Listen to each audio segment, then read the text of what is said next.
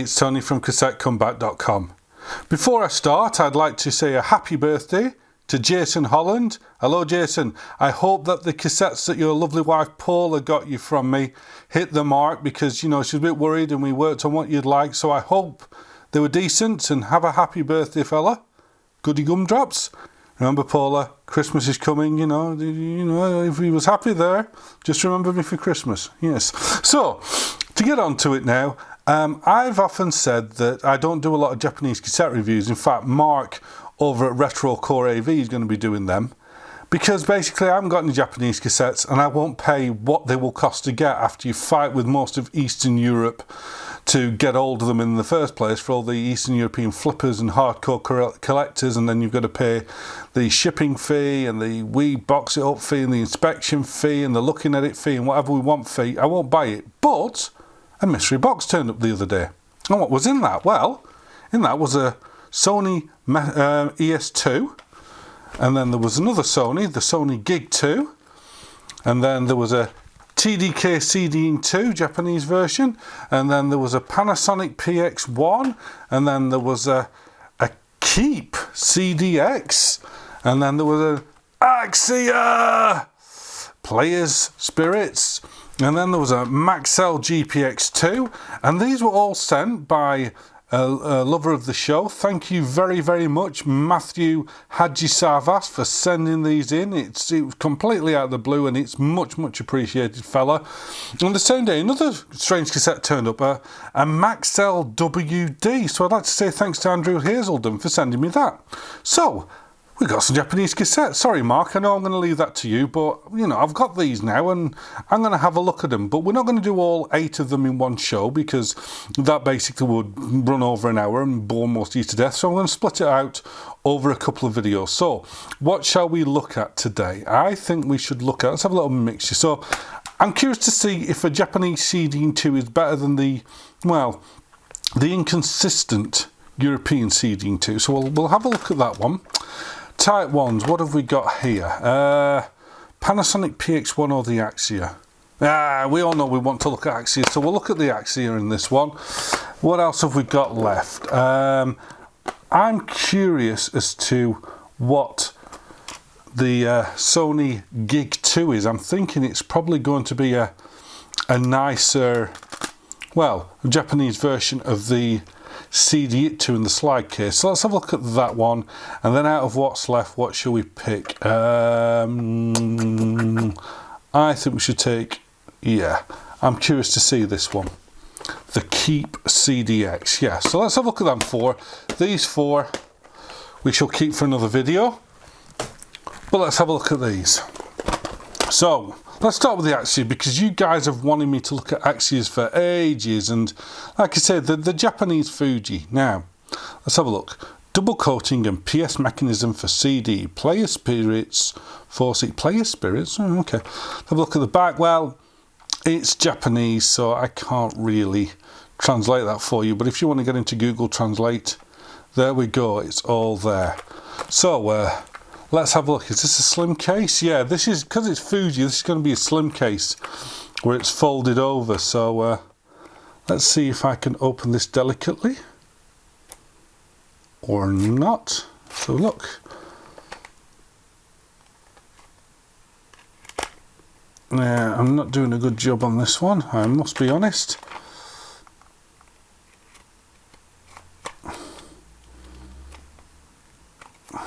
Tear it off, Tony, tear it off, you know you want to. Yeah, I know I want to, but there we go. There we go, look at that, look at that. Hey, ooh, that's an attractive looking shell, isn't it? Ooh, big hubs, big 3-hole hubs. Kind of look like mini reels. Yeah, so, very attractive looking that.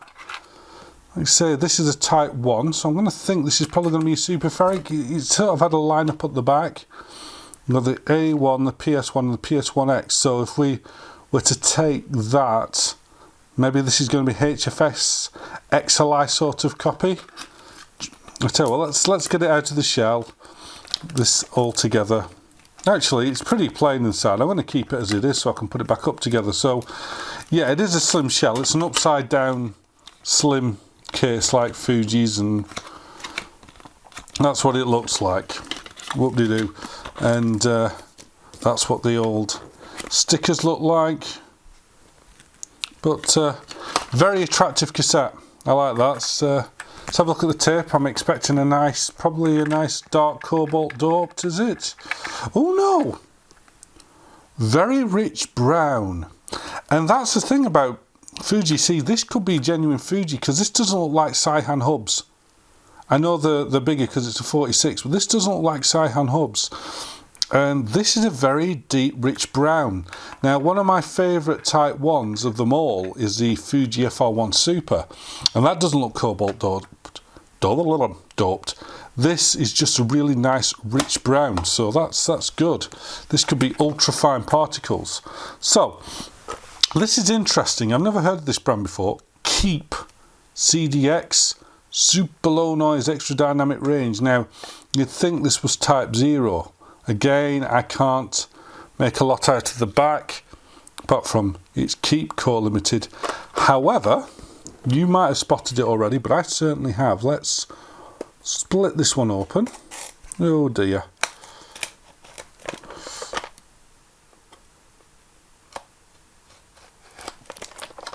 Because I've noticed the hubs on these already.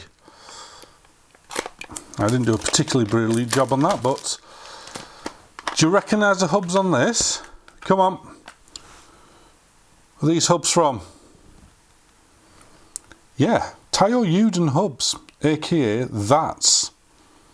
Now, this looks like, I mean, this doesn't look like a particularly premium Taiyo Yuden shell. In fact, it reminds me a bit of the Fuji shells, JVC shells we're looking at. But, yeah, the thing is, look at the stripe, look at the leader on that. It's like, it's almost like a Saihan leader, that. So this is a strange one. It's got that's hubs, not that shell that I can tell, and a Saihan leader. And again, for a Type 2, that's very brown. That doesn't look particularly dark grey or cobalt doped. That's maybe because this is a Type 1 and I'm talking out my backside. But yeah, so this could be therefore. You see, I want to say this is probably a That's RX tape in it, but interesting. We'll have to see how this one pans out. Right, so the stickers are what they are. J-card. Yeah. So, a possible that's in the CDX60 from Keep, who I've never heard of. Right. Sony Gig 2. So this is, yeah, that you can flip it over, up, slide case. Yeah. Again, I can't make out much there, but this is a Type 2. I'm not going to be able to open this the same way as the others because it doesn't have that sort of case. So I'll tell you what, let's just see if we can do it this way. We score down the edge.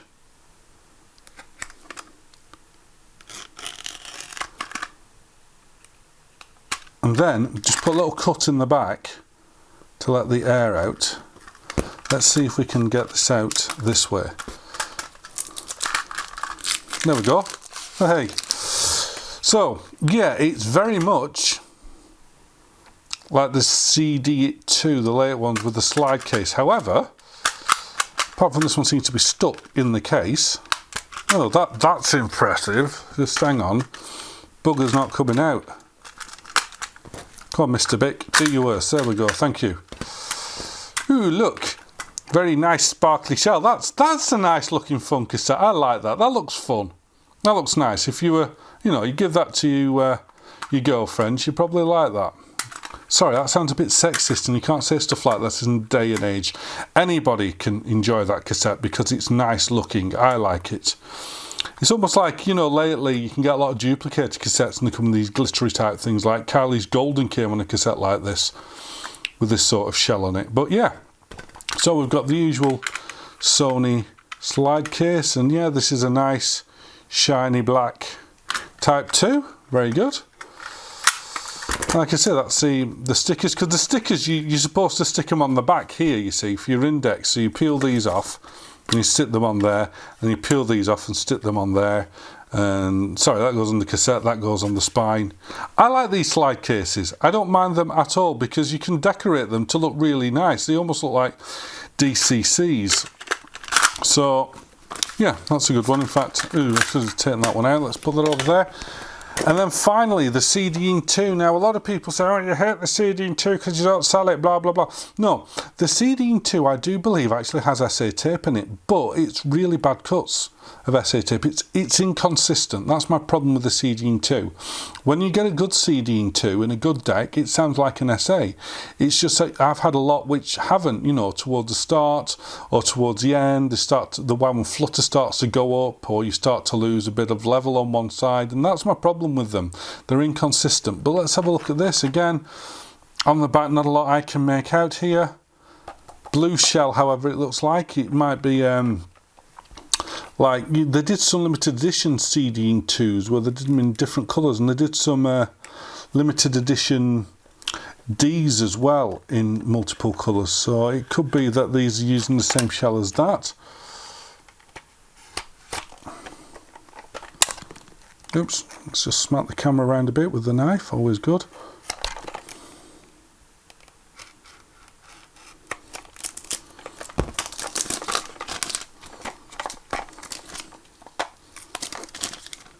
Yeah, oh, that's quite attractive. That with a little dolphin on it.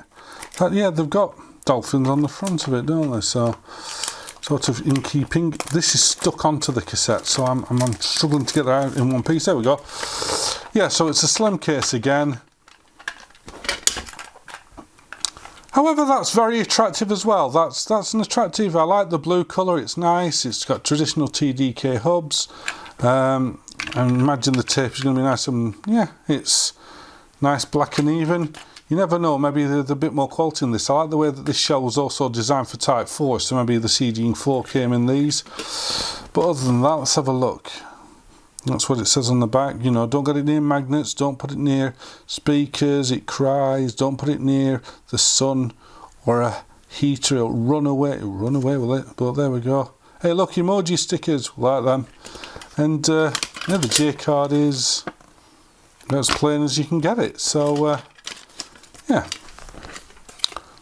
So there we go. We have 4 decent looking Japan cassettes there. I mean, only this keep looks a bit boring, but beauty is not skin deep, so they say. So let's go and fire up a deck. Let's get them biased up and let's have a see what these bad boys sound like.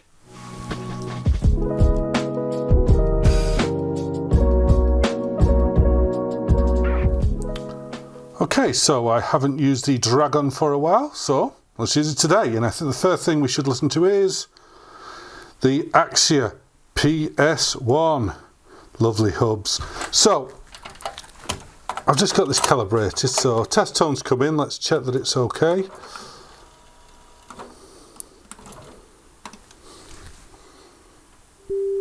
Yeah, level's fine. And bias is fine. Goody gumdrops. So I'm going to record this at +3, which is going to be 0 Dolby level, and then I'm going to crank it up a bit. Let's see if this is a superferric. So the tune I'm going to use for this is called Dr. Momentum. It reminds me a bit of Jar, actually. It's like low-rent Jar. And this is from the YouTube audio library. So let's have a listen to Dr. Momentum.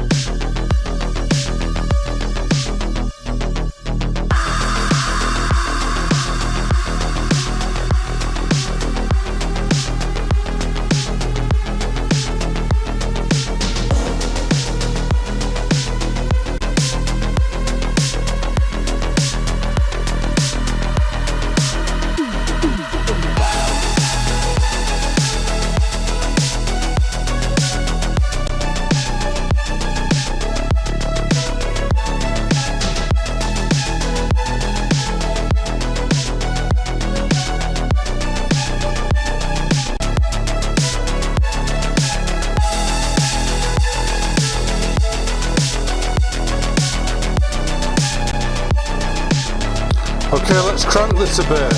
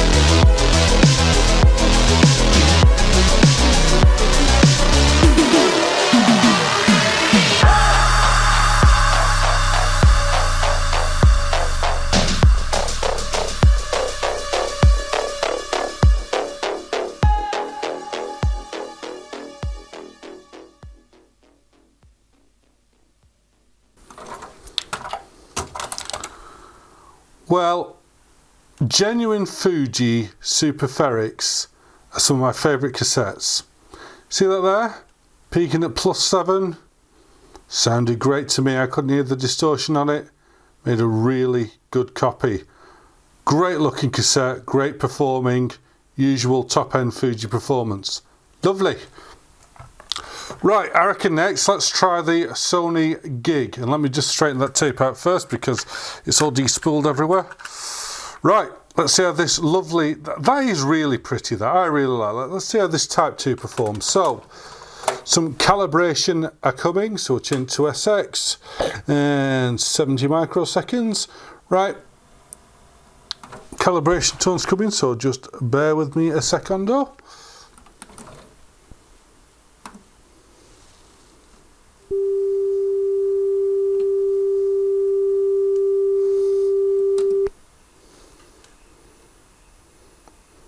Must have had a pure chrome in here first.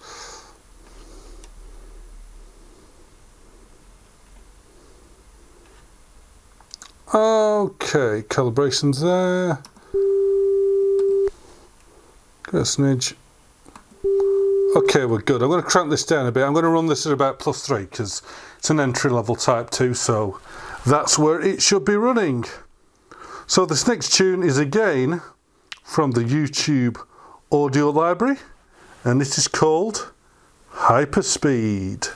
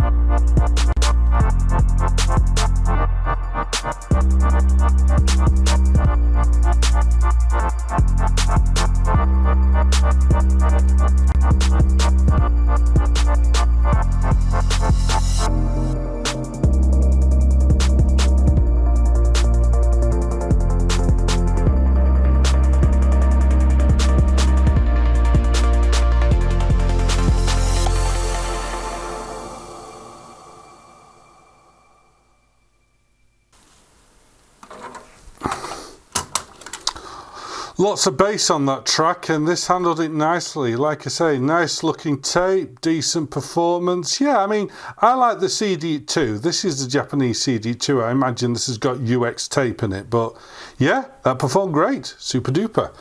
Now, let's have a look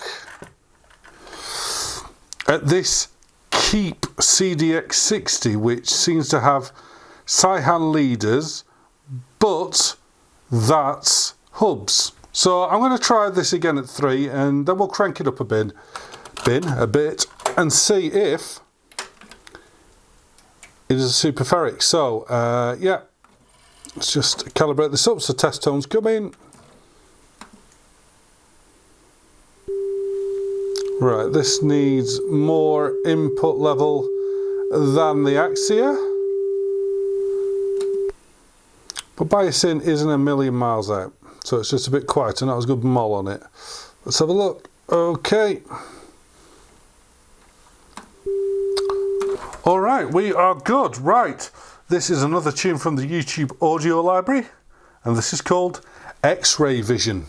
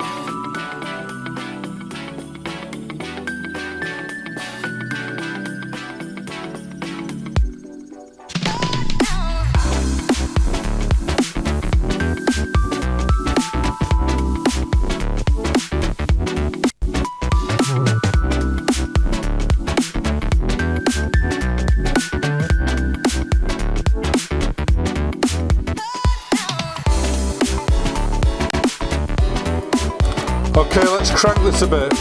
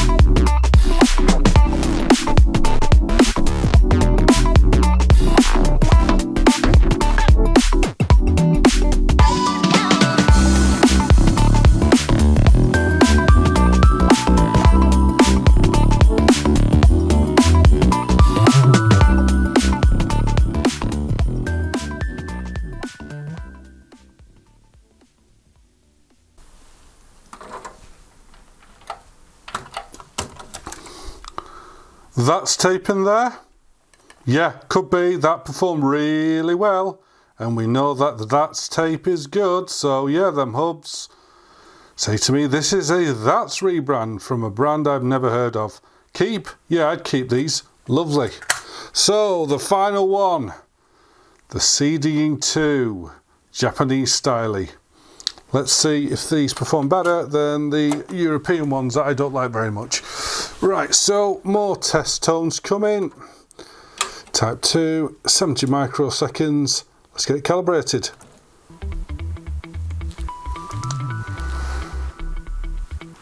Let's turn off the track. Ha-ham. Calibration. Right, okay.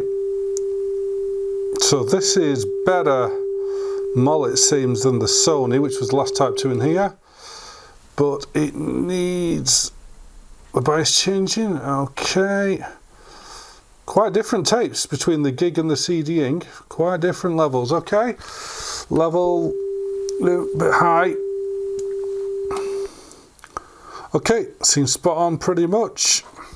Right, we've got another tube from the YouTube audio library, another tube, another tune, and this is called Kreuzberg Nights.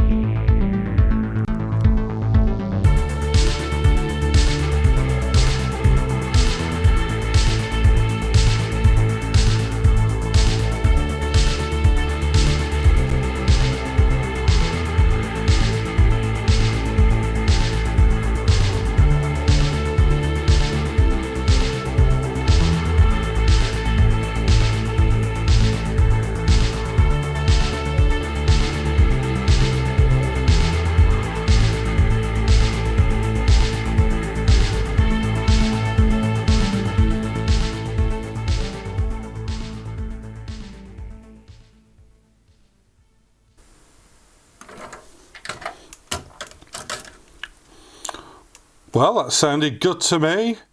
Didn't have the usual loss of channel that I get usually at the start of CD2s, or it didn't have the wow and flutter issues, so maybe it's a deck, but yeah, this is a CD2 I would use. That sounded well. The truth.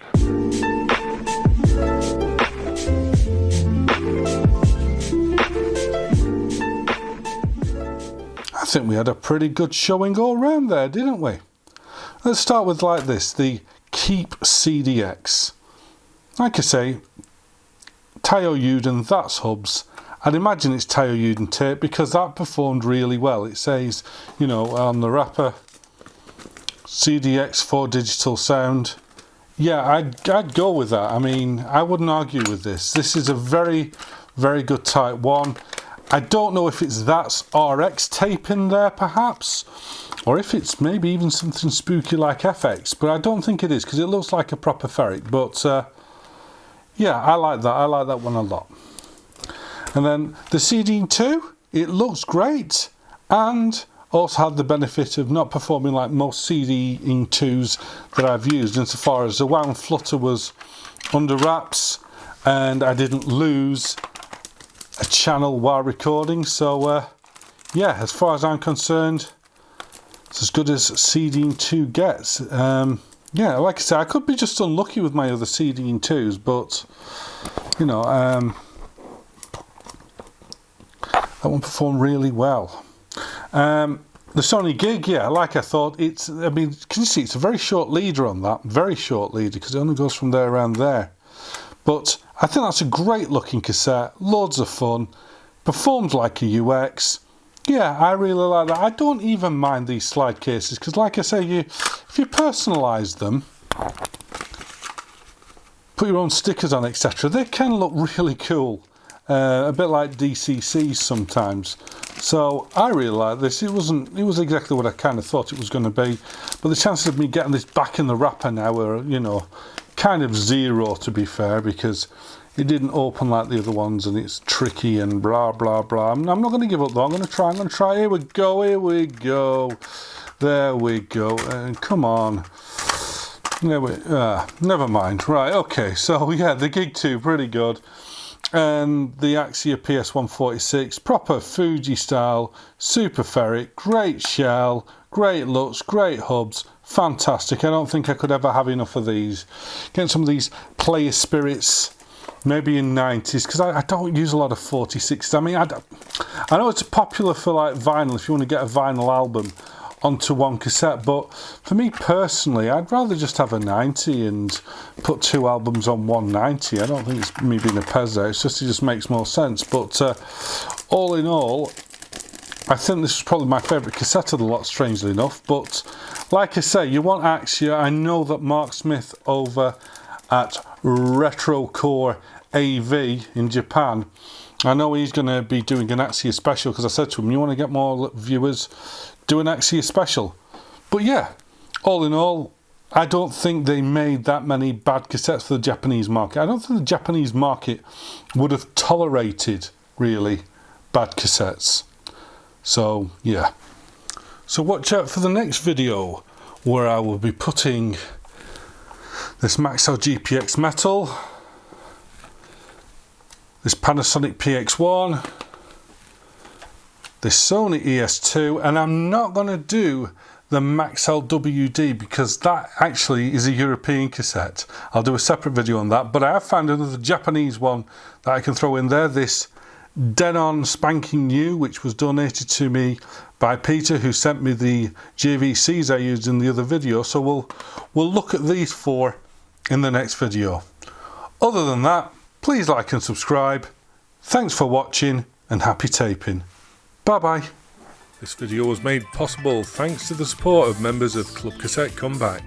Club Cassette Comeback allows you to see videos 5 days before the rest of the public and ad-free. You get your name in the credits, and it also allows you into the special sections on the Cassette Comeback websites where new items are posted first, as well as there being special discounts. If you'd like to be a member of Club Cassette Comeback, just simply click on the link in the credits. Otherwise, thanks guys and gals, it's all been possible thanks to you.